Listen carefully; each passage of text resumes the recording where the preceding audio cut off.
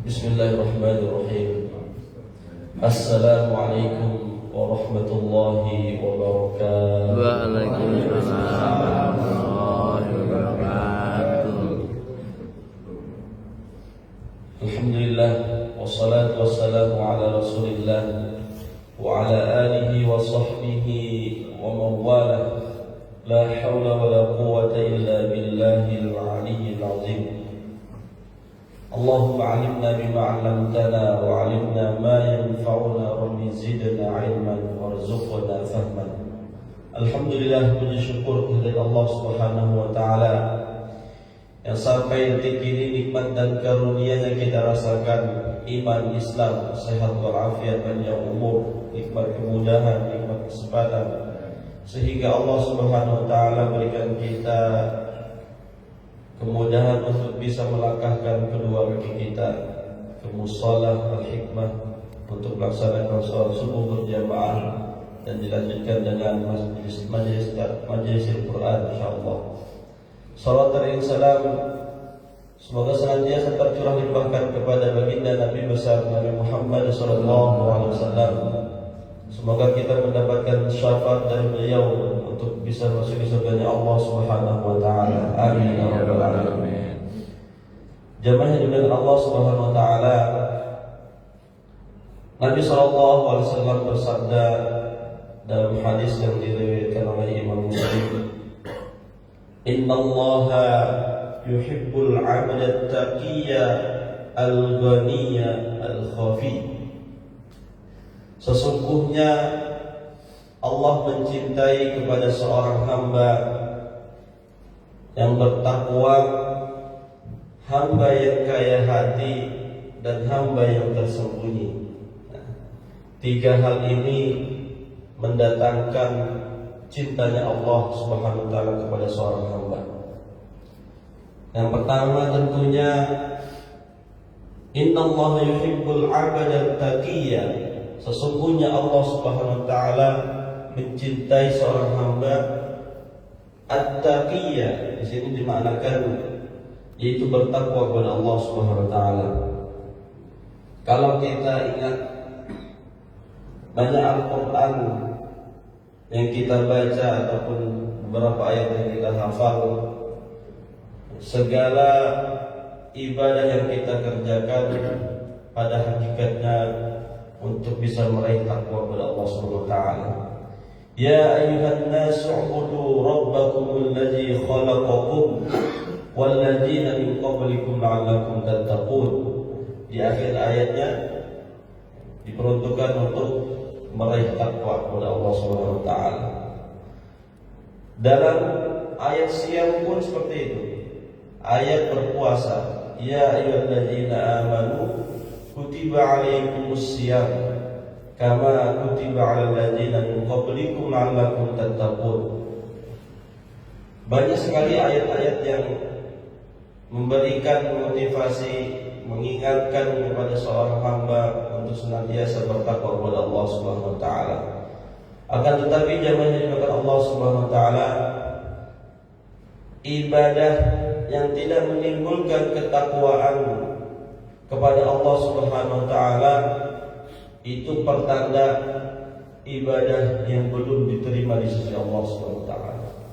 Kita rajin sholat berjamaah, kita rajin membaca Al-Qur'an, bahkan mentargetkan dalam diri kita minimal sebulan sekali khatam.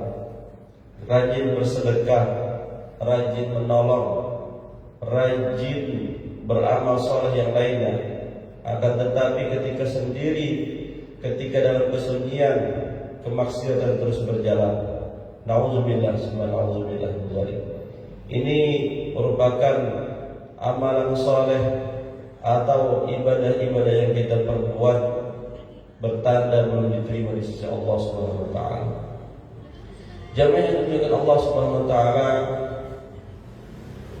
adapun yang kedua, innallaha yuhibbul 'abda. Yang pertama at-taqiyya, yang kedua al-ghani. Sesungguhnya Allah Subhanahu wa taala mencintai orang yang kaya hati.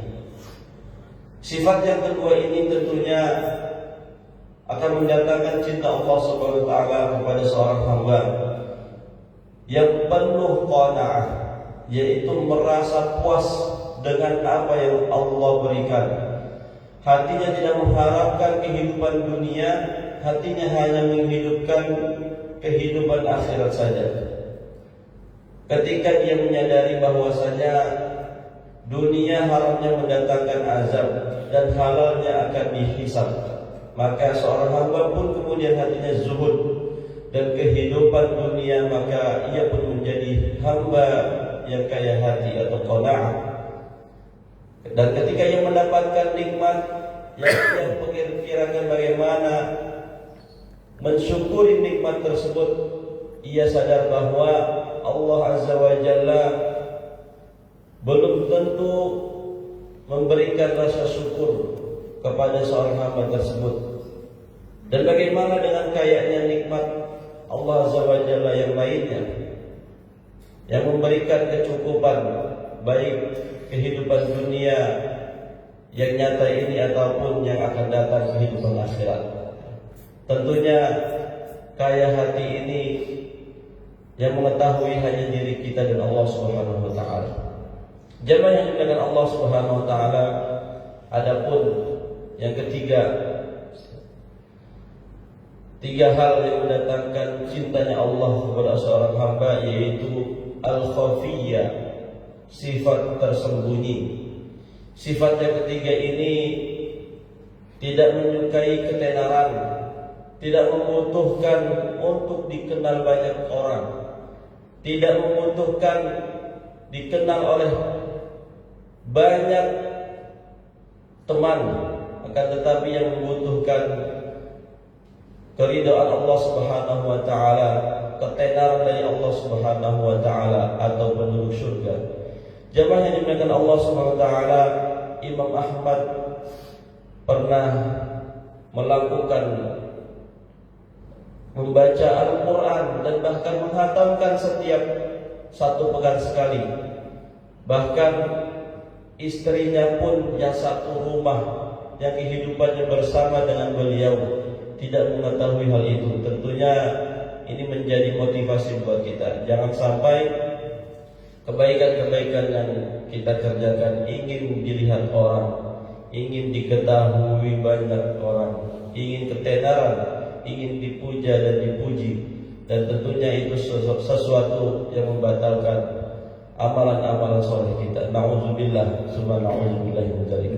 Jamaah yang dimuliakan Allah Subhanahu wa taala, mungkin tiga hal yang mendatangkan sifat kecintaan Allah kepada seorang hamba atau kepada kita semua dapat kita raih, dapat kita miliki dalam diri kita. Semoga Allah Subhanahu wa taala terus memberikan kita istiqomahan agar senantiasa berupaya mendapatkan ridha Allah Subhanahu wa taala dan bisa berkumpul di dalam surga Allah Subhanahu wa taala. Amin. Barakallahu fikum wa afa minkum. Assalamualaikum warahmatullahi wabarakatuh.